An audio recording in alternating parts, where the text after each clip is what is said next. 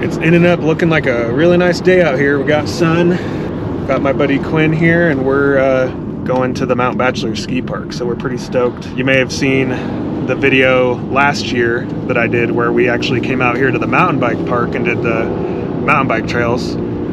But this will be the first time coming out in the winter and hitting the slopes. So he's gonna ski, I'm gonna snowboard. We'll see how it is. It's the 6th largest ski park in the country.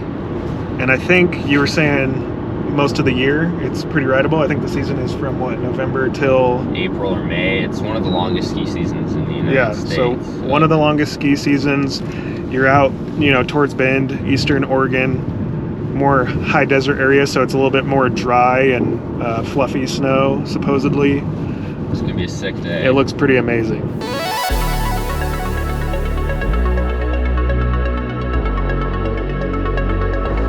Park opens at 9 a.m.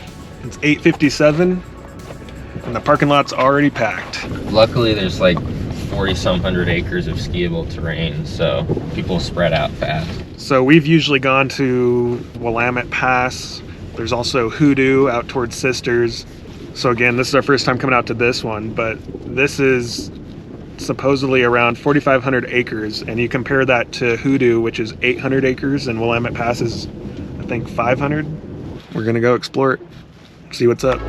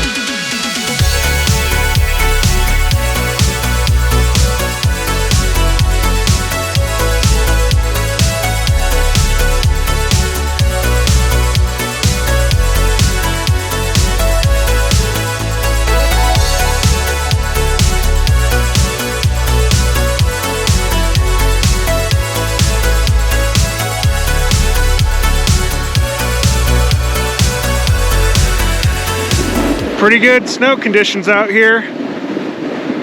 We've been talking to various people on the lift on our way up that come here often, and they're saying it's a pretty great day. Usually there's a bit more snow up here at the top, but this summit lift isn't even always open because of wind. So we're getting to check out almost the entire park today, and it's pretty cool. What do you think so far, Quinn? Sick. Good day, beautiful conditions. It's gonna be a good time.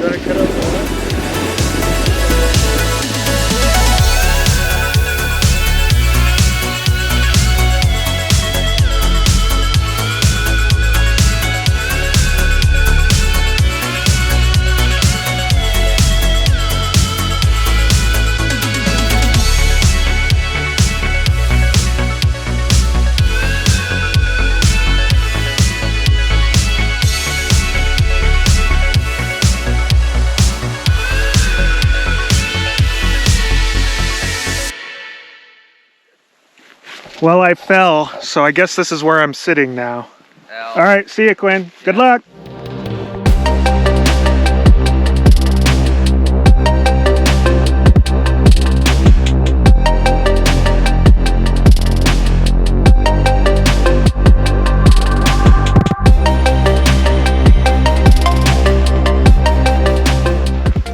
Well, we ended up a little bit off trail. We got up to the summit and went down Cow's Face, which was a black diamond, kind of bumpy, a little bit sketchy. So we're taking it slow, braking. I've snowboarded quite a bit in my life, snowboarded growing up. Quinn's still getting used to skiing, but he's down to do black diamond stuff. And so we went off trail, and it's super powdery out here. So we're kind of getting stuck. And that's why I would probably try skiing. I still haven't, but I think I'm gonna try it next time, because you got those trekking poles. It's easier to get out of stuff. I keep having to unclip and all that stuff, so it's a little annoying. We're trying to get down to Cloudchaser ski lift for that section of the park, and we'll see if we can find it. So Quinn's still back there. Amazing views.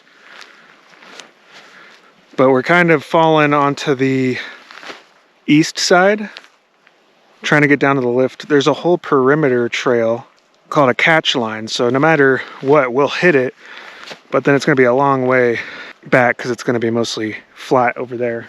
So we're trying to cut through. We saw that we should be hitting a blue trail. How's it going? It's going. We finally made it out. God damn, that was annoying, dude. Now I'm sweaty.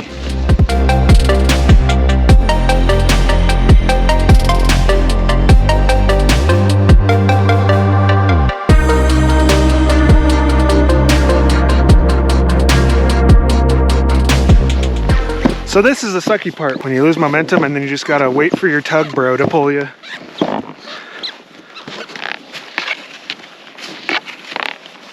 Wow, this is a lot more fun. We should do this more often. All right, here. So we just got to the, is this Cloudchaser? Yes, Cloudchaser. So we got to Cloudchaser. We found out that, yeah, we kind of went off trail. And if we would have kept going, we would have hit that catch line, but it's all super flat. You'd pretty much have to hike out. That would we were already having to do that. That would have been even more annoying because it would have been all flat.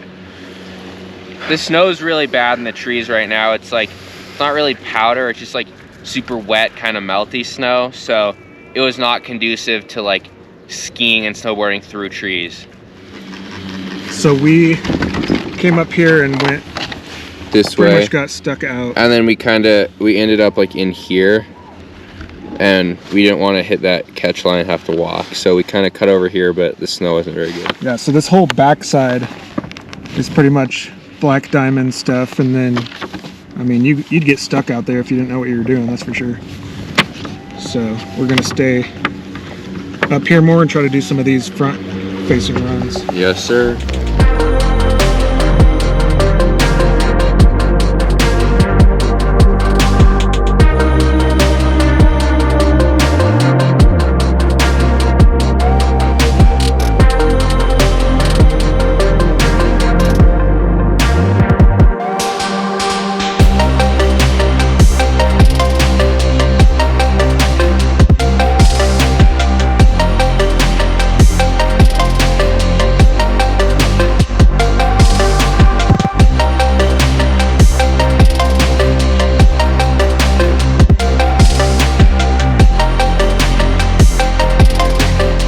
So Quinn here was just telling me he's doing a project for one of his classes at Lane County Community College in Eugene. And so he's doing a proposal project using Mount Bachelor as an example to see how it would be if Willamette Pass, which is the ski park closest to Eugene, if they did something like a mountain bike park in the summertime. And so he got to talk to the head of finance here at Mount Bachelor. Yeah. And they can't give too many specifics. But here's an interesting thing about comparing how lucrative it is for a place like this that does skiing versus mountain biking. So on their worst sales day of the season, when it comes to skiing, they're still making more money than their best sales day in the summer for mountain biking. Yep.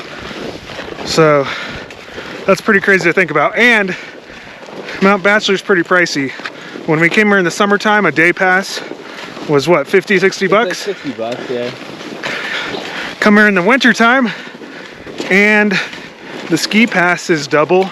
It kind of depends. Yeah. Depends on the day and how far in advance you buy your pass. Yeah. But yeah, that's pretty crazy. So we're hiking right now up to the top of the summit to get a view from the other side.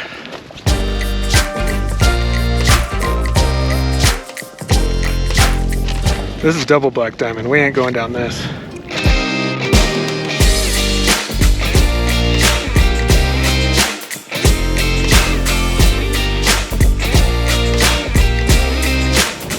Out here at the summit, and Quinn's gonna go for it. He's gonna drop down.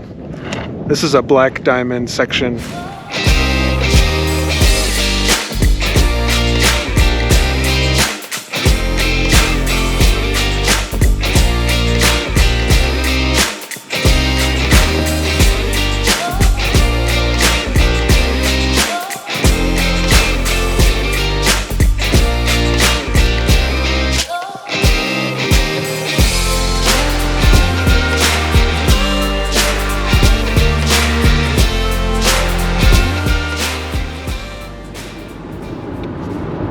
Well, we're done with Mount Bachelor. Sick day. Everything went really well. No major crashes. The only casualty were Dallas's pants. Yeah, I'm just using some rain pants that are pretty old and worn, so I'll be needing to get some new gear soon, probably next season. But I left the GoPro in the car for the last couple runs so we could just get out there and have some fun and not worry about bringing the bag or anything else. And so we actually went to the other side of the mountain, and I think that was one of our favorite spots that we rode today. Outback and Northwest. Yeah, really cool. Outback, and then it has a bunch of Australian themed trails, Down Under, Kangaroo. A bunch of those were fun, and there's the Outback Lift, took you back up, and then we lucked out and got the last chair pretty much. They closed those ones at 3:30, and the guy's like, oh yeah, you might be able to make it if you get there quick, and we literally pretty much got down there in 10 minutes and got one of the last chairs right at 3:30. So we were able to do one last run there, hit the last main chair. That's what, Pine Martin? Yeah. Pine Martin. And yeah, so we ended up doing 12 runs. And now we're just bombing down into Bend for dinner. Yep, going to 10 Barrel Brewing. So yeah, it was a fun day, and it was super sunny. And I think when we first got there, it was maybe in the low 30s. Yeah. And now, as we head out, it was like in the low 40s. So it definitely warmed up, and the whole parking lot was like a big puddle of water. Honestly, like, there's so much skiable acreage up there that even though it feels like there's a lot of people, they really disperse, and it doesn't feel that crowded once you start actually skiing or snowboarding. Yeah, we thought it'd be super crowded, and I mean, there's a lot of people, parking lot looked full, but then you get out there and it's so big that everyone's kind of spread out, and you would think there'd be these long lines, and there was almost no waiting. It was super efficient. They kind of group everyone together, get you on the chairs, and it wasn't that long of a wait at all. So I don't think we ever waited more than 5 minutes. Yep. So yeah, and I think we got a snowstorm coming, so we're seeing clouds starting to roll in, and we were able to fit one in and have a super sunny day, so that was pretty sick. Hell yeah. Hell yeah.